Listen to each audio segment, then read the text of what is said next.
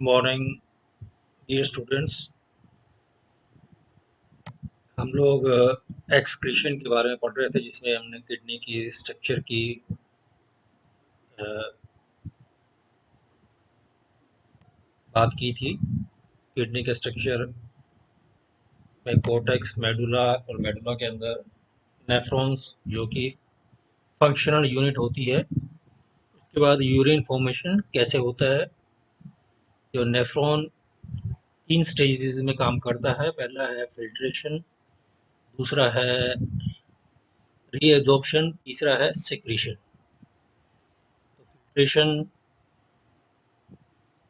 Glomerulus से women's capsule से filtrate जाता है आगे प्रोक्सिमल कन्वोल्यूटिव ट्यूब्यूल से जाता है ये लूप ऑफ एनले में, लूप ऑफ एनले से डिस्टल कन्वोल्यूटिव ट्यूब्यूल से, और उसके बाद ये डिस्टल से कलेक्टिंग डक्ट से फिल्ट्रेट चला जाता है। जो भी फिल्टर होता है ब्लड से, और कलेक्टिंग डक्ट्स बहुत सारे नेफ्रॉन से जुड़ी होती हैं। बाद में ये यहाँ से जो फिल्ट्रेट है यूरिन के फॉर्म में आगे चला जाता है। अब ग्लोमेरुलर फिल्ट्रेशन क्या होती है। फिल्ट्रेट ग्लोमेरुलस में बनता है जब हाइड्रोस्टैटिक प्रेशर कहाँ से बनता है, जब हर्ट, वाटर और सॉल्यूट्स, दो चीज़ें होती हैं। एक तो द्रव्य जिसमें वाटर जाती हैं, दूसरे सॉल्यूट्स जिसमें आयंस, ग्लूकोज, प्रोटीन्स आदि आते हैं, इनको सॉल्यूट्स कहते हैं, और वाटर एंड द्रव्य उनको सॉल्वेंट्स कहते हैं। जब हार्ट वाटर और सॉल्यूट्स को फिल्ट्रेशन मेंबर से पुश करता है या धकेलता है। ग्लोमेरुलर फिल्ट्रेशन का अर्थ है जो फिल्ट्रेशन ग्लोमेरुलस में होती है नेफ्रॉन के। ये एक पैसिव प्रोसेस है क्योंकि इसकी जो ऊर्जा है वो फिल्ट्रेशन मेम्ब्रेन में फिल्ट्रेट के लिए इस्तेमाल नहीं होती है। फिल्ट्रेशन मेम्ब्रेन क्या होती है, ये त्रिस्तरीय या थ्री लेयर्ड स्ट्रक्चर है जो कि ग्लोमेरुलस में और वोमेन्स कैप्सूल के बीच में पाई जाती है। इसमें आता है ग्लोमेरुलस की जो कैपिलरीज हैं, इसके एंडोथेलियम, बेसमेंट मेम्ब्रेन और वोमेन कैप्सूल की मेम्ब्रेन। ये जो फिल्ट्रेशन मेम्ब्रेन जिसको तीनों को मिला के कहते हैं, ये इसके अंदर फेरेस्टेटेड यानी इससे छिद्र होते हैं, इसमें से छोटे मॉलिक्यूल्स जैसे कि वाटर, सोडियम, ग्लूकोज आदि चले जाते हैं। What is GFR. जितना वॉल्यूम किडनीज प्रति मिनट जो फिल्ट्रेट की जो मात्रा होती है, इसको ग्लोमेरुलर फिल्ट्रेशन।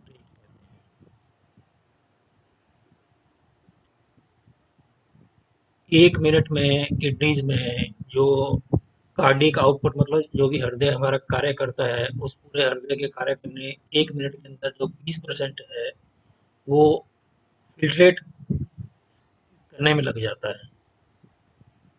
और हृदय की या हार्ट की शक्ति जो है 20% 1 मिनट की, वो फिल्टर करने में काम आती है। किडनीज के कार्य से जो फिल्ट्रेट बनता है वो 125 मिलीलीटर प्रति मिनट आदमी के अंदर, और 105 मिलीलीटर फिल्ट्रेट वुमेन के अंदर। ये टोटल अमाउंट बनता है 180 लीटर प्रतिदिन मैन में और 150 प्रतिदिन लीटर प्रतिदिन वुमेन के अंदर। परंतु जो 99% जो फिल्ट्रेट होता है ये वापस सर्कुलेशन या ब्लड में आ जाता है रीएब्जॉर्प्शन से, और यूरिन की जो मात्रा होती है सिर्फ 1-2 लीटर प्रतिदिन होती है। तो ये जीएफआर जो है, ग्लोमेरुलर फिल्ट्रेशन रेट जो है, ये कई सारे फैक्टर से इन्फ्लुएंस या प्रभावित होता है। जैसा कि हमें पहले बता चुके हैं, फिल्ट्रेशन कब होता है, जब प्रेशर होता है। तो ये प्रेशर फ्लूइड और सॉल्यूट्स को, रुधिर में पाए जाने वाले फ्लूइड और सॉल्यूट्स को फोर्स करता है एक सेमी परमिएबल बैरियर यानी फिल्ट्रेशन मेंबर,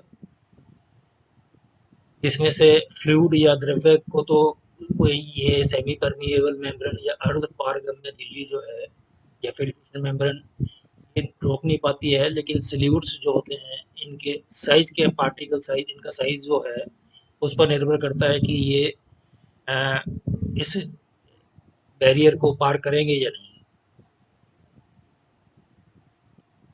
ये हाइड्रोस्टैटिक प्रेशर जो है ये द्रव्य के द्वारा बनता है किसी सरफेस के अगेंस्ट में। जो ग्लोमेरुलस के अंदर ब्लड होता है ये ग्लोमेरुलर हाइड्रोस्टैटिक प्रेशर क्रिएट करता है, बनाता है, जो कि द्रव्य को फोर्स करता है ग्लोमेरुलस से ग्लोमेरुलस कैप्सूल के अंदर जाने के लिए। जो ग्लोमेरुलर कैप्सूल में फ्लूइड होता है ये भी एक प्रेशर क्रिएट करता है द्रव्य को ग्लोमेरुलर कैप्सूल से वापस ग्लोमेरुलस में जाने के लिए, जो कि इसका अर्थ है ये किसको अपोज कर रहा है, ग्लोमेरुलर हाइड्रोस्टैटिक प्रेशर को। इस प्रेशर को कहते हैं जो कि वुमेन्स कैप्सूल बनाता है, कैप्सुलर हाइड्रोस्टैटिक प्रेशर। तो दो हाइड्रोस्टैटिक प्रेशर हो गए, एक जो कि ग्लोमेरुलस में ब्लड के द्वारा, दूसरा इस प्रेशर के अगेंस्ट में जो कैप्सूल होता है वुमेन्स कैप्सूल, एक जो प्रेशर उत्पन्न करता है इसको हाइड्रोस्टैटिक प्रेशर कहते हैं, कैप्सुलर। ये जो फ्लूइड्स हैं ये एग्जर्ट प्रेशर एग्जर्ट करते हैं उल्टी दिशाओं में। तो नेट जो द्रव्य की मूवमेंट होगी ये कम प्रेशर, अधिक प्रेशर से कम प्रेशर वाले जगह की तरफ होगी। अब ये तो दोनों द्रव्यों के कारण या सॉल्यूट्स के सॉल्वेंट्स के कारण प्रेशर से। अब जो सॉल्यूट्स होते हैं ग्लूकोज, सोडियम इत्यादि, ये भी मूवमेंट, इसको मूवमेंट को, नेट मूवमेंट को प्रभावित करते हैं। अब ये कोलॉइड ऑस्मोटिक प्रेशर क्या होता है, जो वाटर है एक मेम्ब्रेन में से हाई वाटर कंसंट्रेशन से कम वाटर कंसंट्रेशन की तरफ मूवमेंट करता है, और इस प्रक्रिया को हम ऑस्मोसिस कहते हैं। हाई वाटर कंसंट्रेशन का अर्थ है कि इसमें सॉल्यूट कंसंट्रेशन कम होगी, लो वाटर कंसंट्रेशन का अर्थ है कि इसमें सॉल्यूट कंसंट्रेशन ज़्यादा होगी। जो प्लाज्मा सॉल्यूट्स की कंसंट्रेशन है, मात्रा है ग्लोमेरुलस में, वो अधिक होती है इसकी अपेक्षा जो फिल्ट्रेट होते हैं ग्लोमेरुलस कैप्सूल में उसकी मात्रा के से ज़्यादा होती है, क्योंकि जो फिल्ट्रेशन मेम्ब्रेन है वो साइज के आधार पर सारे सॉल्यूट्स को नहीं जाने देती हैं। अधिकतर प्रोटीन्स फिल्ट्रेशन मेम्ब्रेन से ग्लोमेरुलस को पार नहीं कर पाती हैं। प्रोटीन्स भी सॉल्यूट्स में आती हैं, इसका अर्थ है कि ये सॉल्यूट्स की मात्रा इसमें ग्लोमेरुलस के में ज़्यादा होगी। ये जो प्रेशर है जो वाटर को ग्लोमेरुलस में की तरफ गति करता है इसको कहते हैं ब्लड कोलॉइड ऑस्मोटिक प्रेशर। अगर ग्लोमेरुलस में प्रोटीन्स नहीं हो तो कैप्सुलर ऑस्मोटिक प्रेशर जो है वो जीरो होगा। नेट फिल्ट्रेशन रेट क्या होता है, ग्लोमेरुलर फिल्ट्रेशन जब होती है जबकि ब्लड जो है का हाइड्रोस्टैटिक प्रेशर ज़्यादा होता है ग्लोमेरुलर प्रेशर के हाइड्रोस्टैटिक प्रेशर और ब्लड कोलॉइड ऑस्मोटिक प्रेशर से।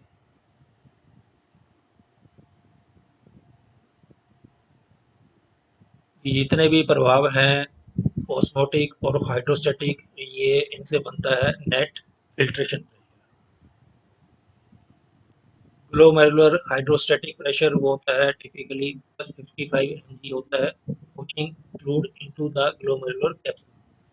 ये फिल्ट्रेशन मेम्ब्रेन से ग्लोमेरुलस से अंदर की तरफ फिल्ट्रेट को धकेलता है, परंतु इसके ओपोजिशन में जो है भाग रोकते हैं, उनको रोकने का कार्य जो है वो कैप्सुलर हाइड्रोस्टैटिक प्रेशर, जिसकी मात्रा होती है 15 mm यानी मरकरी, और ब्लड कोलॉइड ऑस्मोटिक प्रेशर, जिसकी मात्रा होती है 30 mmHg।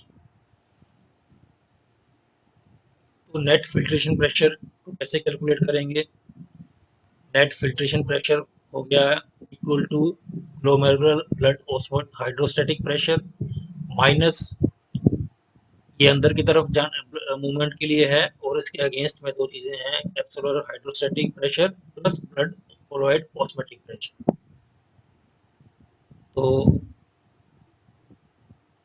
जैसा कि मालूम है ग्लोमेरुलर हाइड्रोस्टैटिक प्रेशर 55 है, कैप्सुलर हाइड्रोस्टैटिक प्रेशर 15 है, और ब्लड कोलॉइड ऑस्मोटिक प्रेशर 30 है। तो 55 माइनस 45 हो गया 10 mm। तो नेट फिल्ट्रेशन रेट जो प्रेशर है वो है 10 mmHg। इस प्रेशर से जो ब्लड है फिल्टर होता है। नेट फिल्ट्रेशन प्रेशर इस डायग्राम में बताया गया है। ये ब्लड हाइड्रोस्टैटिक प्रेशर है जो 55 mg पर एचजी है। ये इस ग्लोमेरुलस से इस कैप्सूल के अंदर ब्लड इसको फिल्टर करता है। ये दो प्रेशर अगेंस्ट में है, blood colloid osmotic pressure 30 mmHg, capsular hydrostatic pressure 15 mmHg। 10 mmHg net outward pressure होता है, जिससे कि शन कर इसमें आता है, जिसको फिल्ट्रेट कहते हैं, ग्लोमेरुलर फिल्ट्रेट। इस ग्लोमेरुलर फिल्ट्रेशन रेट का रेगुलेशन ऐसे होता है, जैसा कि ग्लोमेरुलर फिल्ट्रेशन जो है ये केयरफुली कंट्रोल किया जाना चाहिए, क्योंकि फिल्ट्रेट जो है प्रोडक्शन के अंदर फ्लूइड्स की और सॉल्यूट्स की मात्रा, फ्लूइड होमोस्टैसिस और हमारे ब्लड प्रेशर को नियंत्रित करती है। इन दो कारणों से हमारा शरीर दो अलग तरह के मैकेनिज्म, नियंत्रण के मैकेनिज्म है ग्लोमेरुलर फिल्ट्रेशन रेट को नियंत्रण करने के। पहला है द किडनी खुद ही अपने आप को लोकली कंट्रोल कर सकती है इन चीज़ों को ऑटो रेगुलेशन के कारण। इसको कहते हैं इंट्रिंसिक कंट्रोल, आंतरिक कंट्रोल या इंट्रिंसिक कंट्रोल। इस इंट्रिंसिक कंट्रोल मैकेनिज्म के अंदर फिल्ट्रेट जो प्रोडक्शन होता है, ये fluid, electrolyte, acid base balance और वेस्ट और वाटर टॉक्सिन्स को शरीर से निकाल सकता है इस मैकेनिज्म से। परंतु किडनी के बाहर भी मैकेनिज्म पाया जाता है। मैकेनिज्म तो ऑपरेट किडनी में करता है, लेकिन इसका ओरिजिन बाहर होता है। बाहर कहाँ पर? नर्वस सिस्टम में और एंडोक्राइन सिस्टम में। इनको कहते हैं एक्सट्रिंसिक कंट्रोल्स। ये नर्वस सिस्टम और हार्मोन्स जो एंडोक्राइन ग्लैंड से निकलते हैं, ये सिस्टमिक या बॉडी के ब्लड प्रेशर को कंट्रोल करते हैं, जिससे कि जीएफआर इंक्रीज डिक्रीज होने से ब्लड प्रेशर नियंत्रित होता है। ट्यूबुलो ग्लोमेरुलर फीडबैक, ये जो ट्यूबुलो ग्लोमेरुलर फीडबैक है मैकेनिज्म, ये इसके अंदर आते हैं दो चीज़ें, जक्स्ट्रा ग्लोमेरुलर सेल्स या जिनको ग्रेनुलर सेल्स भी कहते हैं, जो कि जक्स्ट्रा ग्लोमेरुलर एपेटस में होते हैं, और दूसरा इसके साथ में है and A paracrine signalling mechanism. जो पैराक्राइन सिग्नलिंग मैकेनिज्म होता है, दूसरी चीज़, वो एटीपी और एडिनोसाइन को उपयोग करते हैं। एक्स्ट्रा ग्लोमेरुलर सेल्स मॉडिफाइड होते हैं, स्मूथ मसल सेल्स होते हैं, कहाँ पाए जाते हैं? एफरेंट आर्ट्रियोल में, जो कि कॉन्ट्रैक्ट या रिलैक्स हो सकते हैं किसके प्रति? Paracrine secretions released by macula densa. ये जक्स्ट्रा ग्लोमेरुलर सेल्स के स्मूथ मसल्स जो हैं कॉन्ट्रैक्ट और रिलैक्स हो सकते हैं किसकी सिक्रीशन से? Macula densa. ये मैकेनिज्म एफरेंट आर्ट्रियोल के स्मूथ मसल्स को कॉन्ट्रैक्ट और रिलैक्स करता है जिससे कि ग्लोमेरुलस में ब्लड फ्लो नियंत्रित होता है। जो डिस्टल कन्वोल्यूटेड टिब्यूल होता है वो एफरेंट और इफरेंट आर्ट्रियल्स ग्लोमेरुलस के एफरेंट और इफरेंट आर्ट्रियल्स के बहुत ज़्यादा साथ कांटेक्ट में होता है। इस एरिया में को कहते हैं मैक्यूला डेंसा, क्योंकि इस एरिया में इसके जो सेल्स हैं डिस्टल कन्वोल्यूटेड टिब्यूल के स्पेशलाइज्ड बन जाते हैं और ये जिसकी फ्लूइड की जो फ्लो रेट है, बहने की दर और सोडियम कंसंट्रेशन के प्रति बहुत ज़्यादा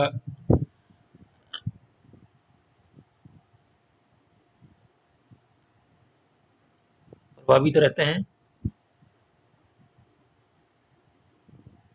जैसे जैसे अगर ग्लोमेरुलर फिल्ट्रेशन रेट बढ़ जाएगा तो प्रोक्सिमल कन्वोल्यूटेड ट्यूब्यूल में सोडियम क्लोराइड को कम समय मिलेगा पुनः अवशोषण के लिए या रीअब्जॉर्प्शन के लिए, जिससे कि फिल्ट्रेट में ऑस्मोलैरिटी हाइपर ऑस्मोटिक हो जाता है। ये जो फ्लूइड के मूवमेंट की जो दर है बढ़ने से ये मैक्यूला डेंसा सेल्स के नॉन मोटाइल सीलिया को डिफ्लेक्ट करता है, उसको स्टिमुलेट करता है। ये जो ऑस्मोलैरिटी के फिल्ट्रेट की ऑस्मोलैरिटी के इंक्रीज होने से जो मैक्यूला डेंसा सेल्स के एक्टिवेट होने से एटीपी और एडेनोसाइन का सिक्रीशन होता है। एटीपी और एडेनोसाइन एक स्थानीय पैराक्राइन फैक्टर्स के रूप में स्टिमुलेट करते हैं जक्स्ट्रा ग्लोमेरुलर सेल्स को, ये एफरेंट आर्टियोल्स में होते हैं जिससे कि वो कॉन्स्ट्रिक्ट या संकुचित हो जाता है। संकुचन होने से ब्लड प्रेशर कम हो जाता है और जिससे कि ग्लोमेरुलस में ब्लड फ्लो धीरे हो जाता है। ये जो वेस्कुलर वासो कंस्ट्रिक्शन का अर्थ पहले ही बताया था कि वासो का अर्थ होता है वेस्कुलर, रुधिर वाहिनियों से संबंधित। इस कंस्ट्रिक्शन से प्लाज्मा कम फिल्टर होती है या फिल्ट्रेट कम हो जाता है जिससे कि ग्लोमेरुलर फिल्ट्रेशन रेट कम हो जाता है, जिससे कि टिब्यूल के अंदर सोडियम क्लोराइड के रीअब्जॉर्प्शन में वो अधिक समय लगता है।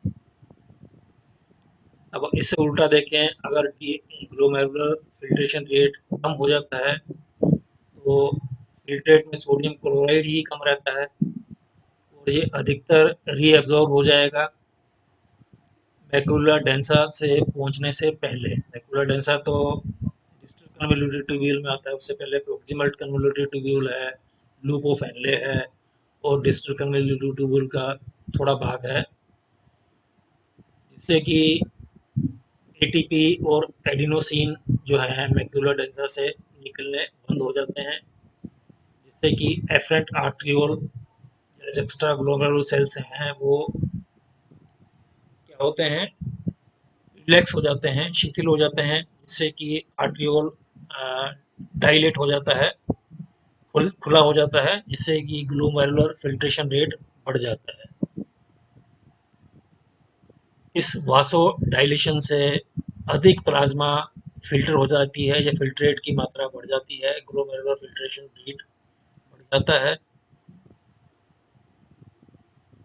जिससे कि टिब्यूल में सोडियम क्लोराइड के रीअब्जॉर्प्शन को कम टाइम मिलता है और सोडियम क्लोराइड की मात्रा फिल्ट्रेट में बढ़ जाती है। ये यहाँ पर बता रहे हैं आपको, ये तो ग्लोमेरुलस है, प्रॉक्सिमल कन्वोल्यूटिव ट्यूब्यूल है। ये जो डिस्टल कन्वोल्यूटिव ट्यूब्यूल का पार्ट है जो कि एफरेंट और इफरेंट आर्ट्रियोल है, ये एफरेंट आर्ट्रियोल है, इनके कॉन्टैक्ट में है, इसको मैकुला डेंसा कहते हैं। एफरेंट आर्ट्रियोल्स के अंदर जो सेल्स हैं जक्स्ट्रा ग्लोमेरुलर सेल्स कहते हैं, स्मूथ मसल्स होते हैं, ये संकुचित हो जाएंगे, कॉन्ट्रैक्ट हो जाएंगे तो ये जो जगह है कम हो जाएगी और फिल्ट्रेशन कम हो जाएगा। ये शिथिल हो जाएंगे तो फिल्ट्रेशन की दर बढ़ जाएगी। अब इसके बाद आता है रेनिन एंजियोटेंसिन एल्डोस्टेरोन मैकेनिज्म। ये जक्स्ट्रा ग्लोमेरुलर एपेरेटस के एफरेंट आर्टरियोल्स के जो ग्रैनुलर सेल्स हैं, ये रेनिन एंजाइम का स्त्रावन करते हैं। ये एंजाइम एंजियोटेंसिनोजन एक प्रोटीन होती है जो कि लीवर में बनती है और ब्लड में फ्रीली सर्कुलेट होती है। ये कन्वर्ट कर देते हैं इसको एंजियोटेंसिन 1 में। इस रेनिन एंजाइम्स की जो निकलना है ये स्टिमुलेट होता है पैराक्राइन सिग्नल्स में, जो कि जक्स्ट्रा ग्लोमेरुलर एपेरेटस में होते हैं। इसके उसके कारण इनका सिक्रीशन होता है। एक्स्ट्रा सेलुलर जो फ्लूइड है उसकी मात्रा कम होने पर ये रेनिन एंजाइम निकलता है। एंजियोटेंसिन कन्वर्टिंग एंजाइम कन्वर्ट करता है इनएक्टिव एंजियोटेंसिन 1 को एक्टिव एंजियोटेंसिन 2 में। ये जो एंजियोटेंसिन कन्वर्टिंग एंजाइम है ये एक हार्मोन नहीं है, परंतु ये फंक्शनली इम्पोर्टेंट है आप शरीर के ब्लड प्रेशर को नियंत्रित करने में और किडनी के फंक्शन को करने में। ये लंग्स में बनता है और ये एफरेंट आर्ट्रियोल्स और ग्लोमेरुलस के एंडोथेलियल सेल्स को से जुड़ जाता है। ये एंजियोटेंसिन कन्वर्टिंग एंजाइम इम्पोर्टेंट होता है ब्लड प्रेशर इंक्रीज करने में। अब जिस कारण जिनके लोगों में ब्लड प्रेशर ज़्यादा होता है उनको ये एंजियोटेंसिन कन्वर्टिंग एंजाइम को रोकने वाली दवाइयाँ दे के ब्लड प्रेशर कम किया जाता है। एंजियोटेंसिन 2 है एक पोटेंट वासोकंस्ट्रिक्टर है जो कि एक इमीडिएट रोल प्ले करता है ब्लड प्रेशर के रेगुलेशन में।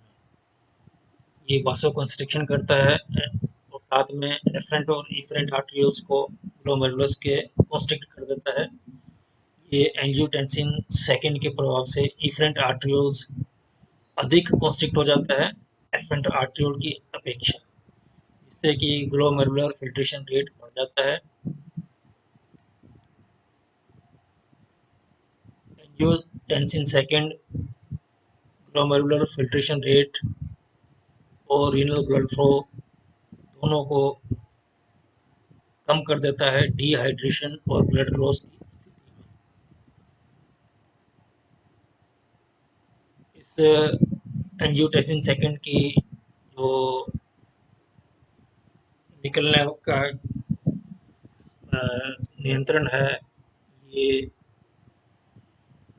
ब्लड प्रेशर के डिक्रीज से प्रेरित होता है, जिससे कि इसका प्राइमरी रोल है ब्लड प्रेशर का नियंत्रण करना।